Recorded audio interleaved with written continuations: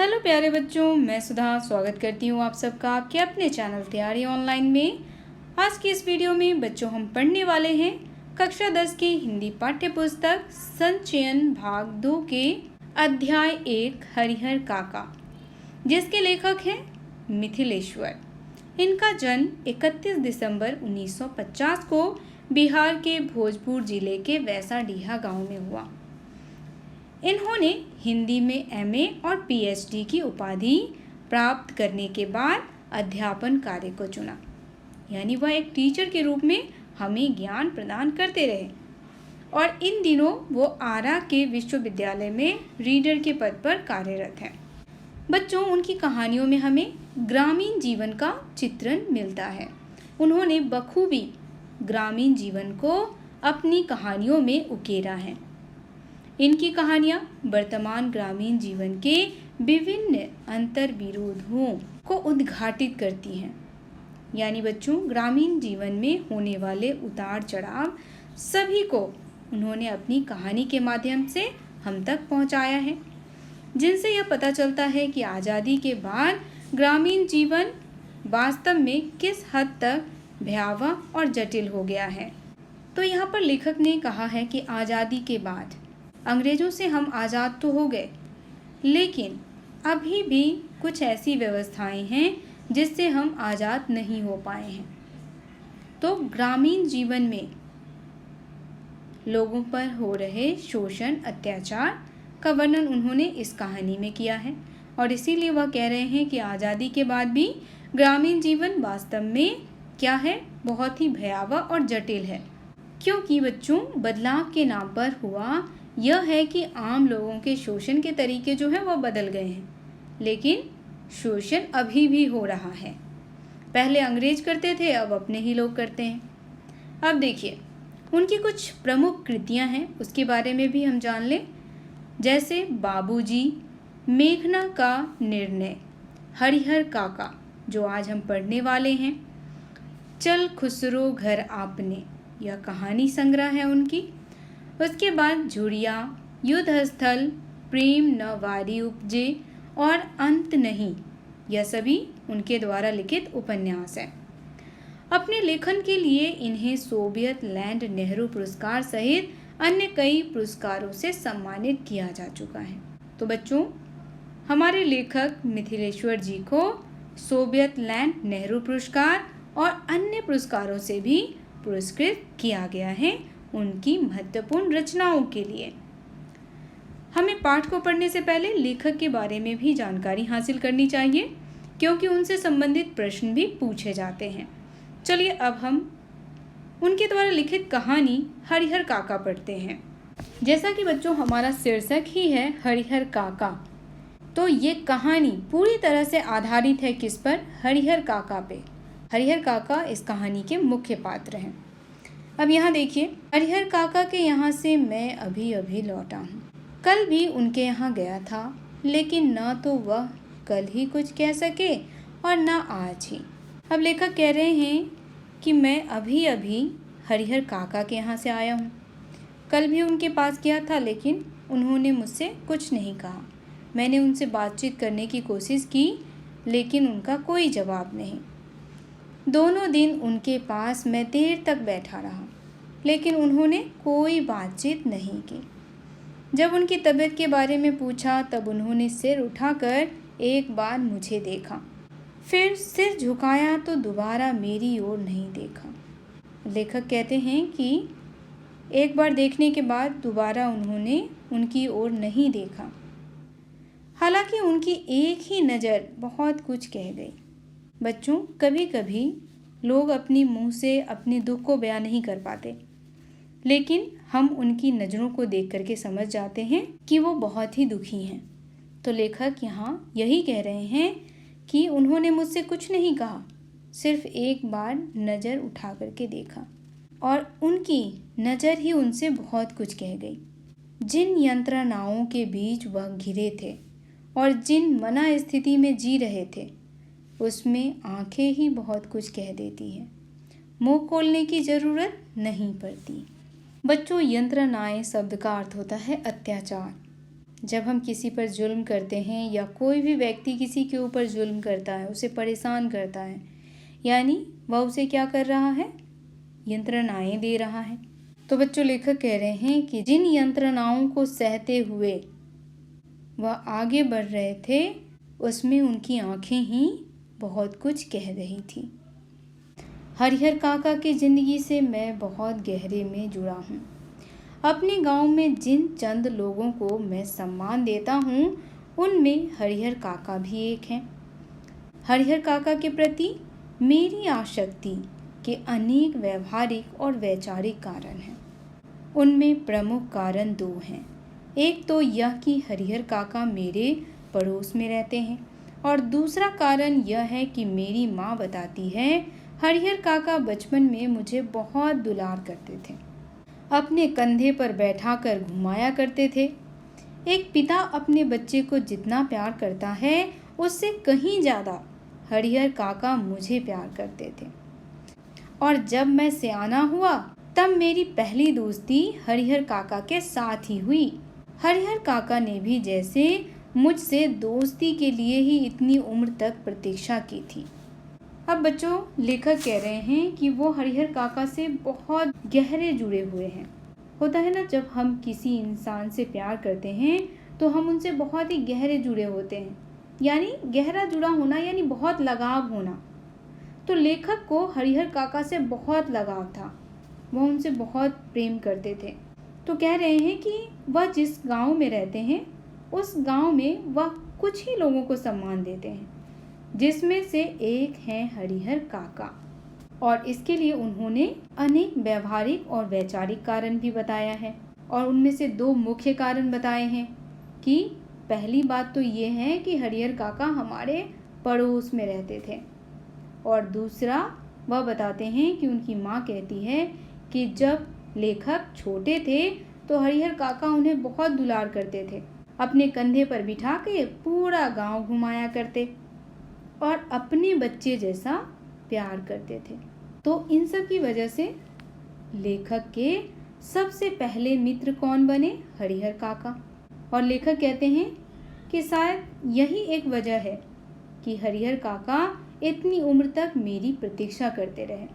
माँ बताती है कि मुझसे पहले गांव में किसी अन्य से उनकी इतनी गहरी दोस्ती नहीं हुई थी।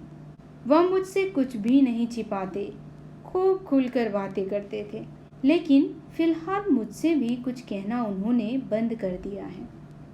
उनकी इस स्थिति ने मुझे चिंतित कर दिया है, जैसे कोई नाव बीच मझधार में फंसी हो और उस पर सवार लोग चिल्लाकर भी अपनी रक्षा न कर सकते हों, क्योंकि उनकी चिल्लाहट दूर तक फैले सागर के बीच उठती गिरती लहरों में विलीन हो जाने के अतिरिक्त कर ही क्या सकती है। मौन होकर जल समाधि लेने के अतिरिक्त कोई दूसरा विकल्प नहीं, लेकिन मन इसे मानने को कतई तैयार नहीं। जीने की लालसा की वजह से बेचैनी और छटपटाहट बढ़ गई हो, कुछ ऐसी ही स्थिति के बीच हरिहर काका घिर गए हैं। यहाँ तक तो आप समझ ही गए होंगे कि किस प्रकार लेखक हरिहर काका से जुड़े हुए थे। उन दोनों में खूब बातचीत होती थी।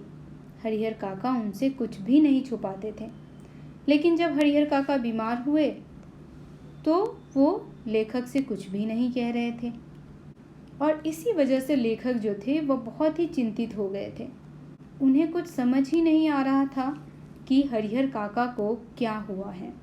और एक उदाहरण देकर के वो समझाने की कोशिश कर रहे हैं बच्चों कि जैसे कोई नाव सागर के बीच लहरों में फंस गया हो, और जब वहाँ से लोग चिल्लाते हैं तो उसकी आवाज़ कोई नहीं सुन पाता है, क्योंकि आसपास कोई उसकी आवाज़ सुनने वाला नहीं होता है। तो जो लोग होते हैं वह क्या हो जाते हैं? मौन हो जाते हैं, यानी शांत हो जाते हैं, कहते हैं छोड़ो अब तो मरना ही है। तो उसी प्रकार हरिहर काका की स्थिति भी हो गई। अब हरिहर काका भी क्या हो गए? बिल्कुल मौन। उन्हें ऐसा लगने लगा कि अब उनकी आवाज़ सुनने वाला कोई नहीं है, अब उनसे प्यार करने वाला कोई नहीं है, इसीलिए वह मौन हो गए हैं। और ऐसी स्थिति में काका कैसे पहुँचे, तो चलिए देखते हैं कहानी में। हरिहर काका के बारे में मैं सोचता हूँ तो मुझे लगता है कि वह यह समझ नहीं पा रहे हैं कि कहें तो क्या कहें, क्योंकि बात तो घर की है और लोग घर की बात तो सबसे नहीं कह सकते, है ना।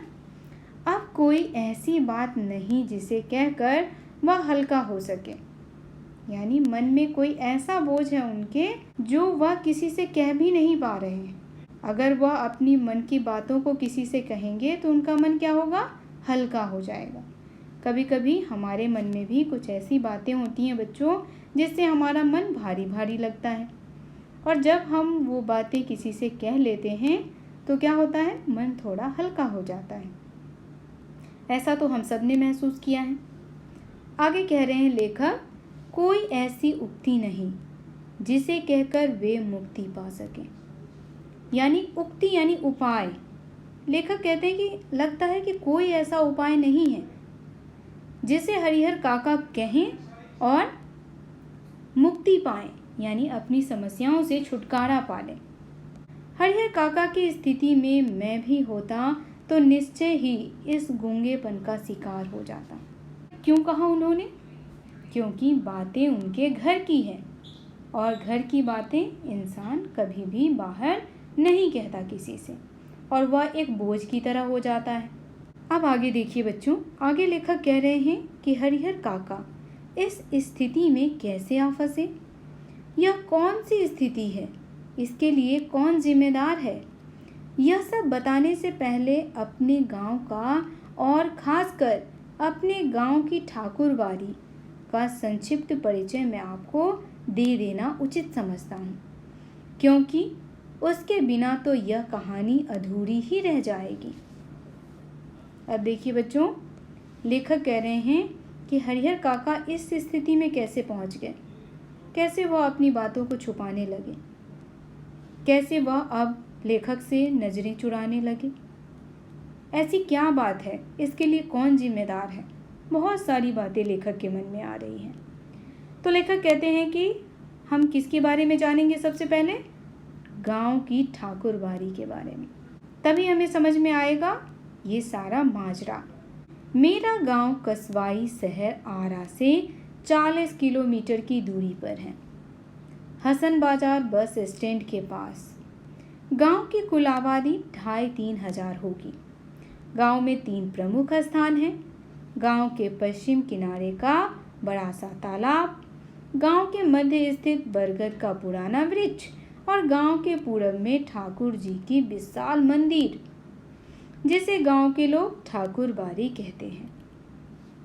ठीक है बच्चों, तो लेखक अपने गांव के बारे में बता रहे हैं कि उनका जो कस्बा है वह शहर से 40 किलोमीटर दूर है और हसनपुर बस स्टैंड के पास। और गांव की कुल आबादी कितनी बताई है उन्होंने, 2,500-3 हजार, बस इतने ही लोग उस गांव में रहते हैं। गांव में 3 प्रमुख स्थान हैं। कौन कौन सा? तो पहला बताते हैं कि पश्चिम किनारे पर एक बड़ा सा तालाब है। दूसरा, गांव के मध्य में एक बहुत ही पुराना बरगद का वृक्ष, और तीसरा कहते हैं कि एक ठाकुर जी की मंदिर, जिसे ठाकुरबाड़ी कहा जाता है। गांव में इस ठाकुरबाड़ी की स्थापना कब हुई, इसकी ठीक ठीक जानकारी किसी को नहीं है, लेखक को भी नहीं है। इस संबंध में गांव में जो कहानी प्रचलित है वह यह कि वर्षों पहले, जब यह गांव पूरी तरह बसा भी नहीं था, कहीं से एक संत आकर इस स्थान पर झोंपड़ी बनाकर रहने लगे। वह सुबह शाम यहाँ ठाकुर जी की पूजा करते थे, लोगों से मांग कर खा लेते थे और पूजा पाठ की भावना जागृत करते थे, यानी लोगों में भी पूजा पाठ की भावना को जगाते थे। तो ठाकुरबाड़ी की स्थापना कैसे हुई? एक साधु संत के आने से। बाद में लोगों ने चंदा करके यहाँ ठाकुर जी का एक छोटा सा मंदिर बनवा दिया। फिर जैसे जैसे गांव बसता गया और आबादी बढ़ती गई, मंदिर के कलेवर में भी विस्तार होता गया, यानी धीरे धीरे अब मंदिर भी बड़ा बनता चला गया। लोग ठाकुर जी को मनौती मानते कि पुत्र हो, मुकदमे में विजय हो, लड़की की शादी अच्छे घर में तय हो, लड़के को नौकरी मिल जाए। तो बच्चों, जब हम लोग भी मंदिर जाते हैं तो इस तरह से मनौती मांगते हैं ना कि हे भगवान, मुझे अच्छे नंबरों से पास करवा देना।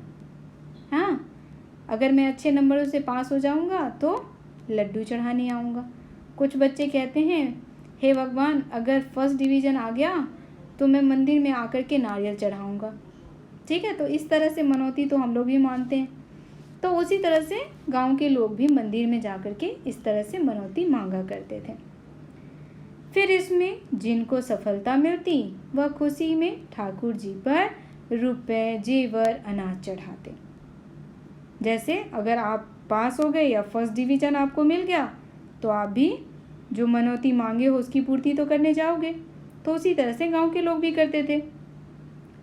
अधिक खुशी होती तो ठाकुर जी के नाम अपने खेत का एक छोटा सा टुकड़ा लिख देते। यह परंपरा आज तक जारी है।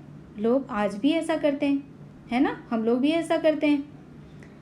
अधिकांश लोगों को विश्वास है कि उन्हें अच्छी फसल होती है तो ठाकुर जी की कृपा से। मुकदमे में उनकी जीत हुई तो ठाकुर जी के चलते। लड़की की शादी इसलिए जल्दी तय हो गई क्योंकि ठाकुर जी को मनौती मनाई गई थी। लोगों के इस विश्वास का ही यह परिणाम है कि गांव की अन्य चीज़ों की तुलना में ठाकुरबाड़ी का विकास 1000 गुना अधिक हुआ। अब तो यह गांव ठाकुरबाड़ी से ही पहचाना जाता है। यह ठाकुरबाड़ी न सिर्फ मेरे गांव की एक बड़ी और विशाल ठाकुरबाड़ी है, बल्कि पूरे इलाके में इसकी जोड़ की दूसरी ठाकुरबाड़ी नहीं है। तो बच्चों, ये था ठाकुर जी की मंदिर की विशेषता।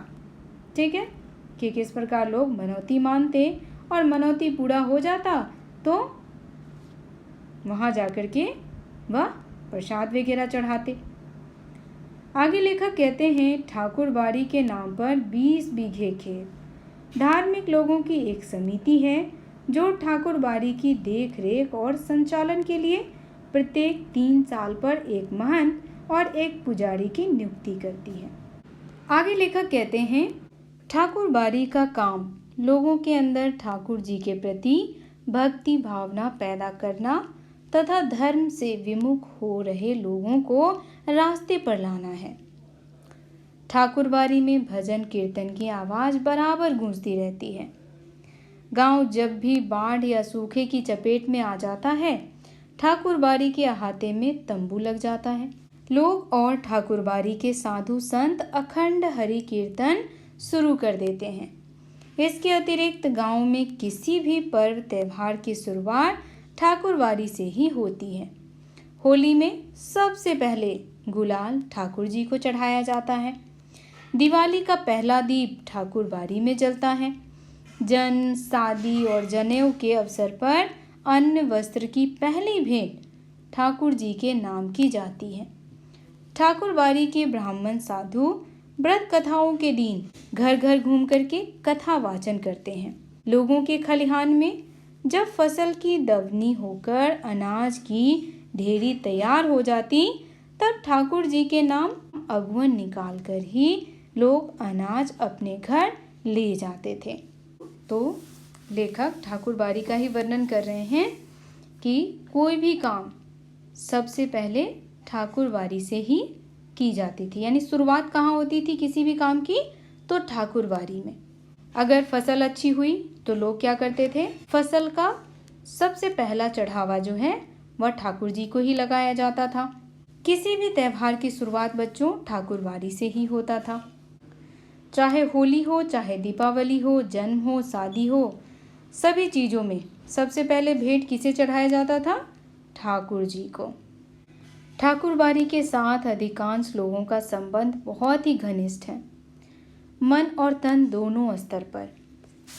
तो बच्चों, बहुत सारे लोग ऐसे हैं जो तन मन से ठाकुरबाड़ी के लिए स्वयं को समर्पित कर रखे हैं। कृषि कार्य से अपना बचा हुआ समय वे ठाकुरबाड़ी में ही बिताते। ठाकुरबाड़ी में साधु संतों का प्रवचन सुन और ठाकुर जी का दर्शन कर वे अपना यह जीवन सार्थक मानते थे। उन्हें यह महसूस होता कि ठाकुरबाड़ी में प्रवेश करते ही वे पवित्र हो जाते हैं, उनके पिछले सारे पाप अपने आप खत्म हो जाते हैं। तो ये मानना था गांव के लोगों का, और हम सब का मानना होता है बच्चों। हम सब मन की शांति के लिए कहाँ जाते हैं? मंदिर में जाते हैं, बैठ कर के भजन कीर्तन सुनते हैं, है ना। और इससे हमारा मन भी बहुत ही प्रफुल्लित होता है, ईश्वर के दर्शन करते हैं। तो इसीलिए गांव के लोग जो हैं वह ठाकुरबाड़ी में प्रवेश करते ही खुद को क्या सोचते थे कि वह पूर्ण रूप से पवित्र हो गए हैं, उनके सारे पाप जो हैं वह खत्म हो गए हैं। आगे लेखक कहते हैं, परिस्थितिवश इधर हरिहर काका ने ठाकुरबाड़ी में जाना बंद कर दिया। अब हरिहर काका भी ठाकुरबाड़ी जाते थे, लेकिन कुछ वजह से उन्होंने बंद कर रखा है। पहले वह अक्सर ही ठाकुरबाड़ी में जाते थे, हमेशा जाया करते थे। मन बहलाने के लिए कभी कभी मैं भी ठाकुरबाड़ी में जाता था, लेकिन वहाँ के साधु संत मुझे फूटी आंखों नहीं सुहाते।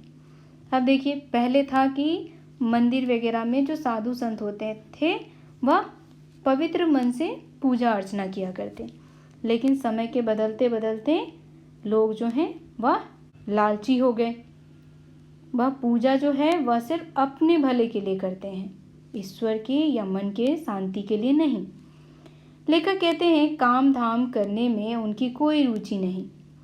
ठाकुर जी को भोग लगाने के नाम पर दोनों जून हलवा पूरी खाते और आराम से पड़े रहते, यानी जितने भी पंडित सब थे सभी आलसी थे। उन्हें अगर कुछ आता है तो सिर्फ बात बनाना आता है, इसके अलावा उनके पास कोई काम नहीं था, और सारा दिन बैठ करके गप्पे हाँका करते थे। बात बनाना यानी गप्पे हाँकना। हरिहर काका 4 भाई हैं, सबकी शादी हो चुकी है। हरिहर काका के अलावा सबके बाल बच्चे हैं। बड़े और छोटे भाई के लड़के काफ़ी सयाने हो गए हैं, 2 की शादियां हो गई हैं। उनमें से एक पढ़ लिख कर शहर के किसी दफ्तर में क्लर्की करने लगा है, लेकिन हरिहर काका की अपनी देश से कोई औलाद नहीं। भाइयों में हरिहर काका का नंबर दूसरा है। औलाद के लिए उन्होंने 2 शादियां की, लंबे समय तक प्रतीक्षारत रहे, लेकिन बिना बच्चा जने उनकी दोनों पत्नियां स्वर्ग सिधार गई। लोगों ने तीसरी शादी करने की सलाह दी, लेकिन अपनी गिरती हुई उम्र और धार्मिक संस्कारों की वजह से हरिहर काका ने इनकार कर दिया। वह इत्मीनान और प्रेम से अपने भाइयों के परिवार के साथ रहने लगे।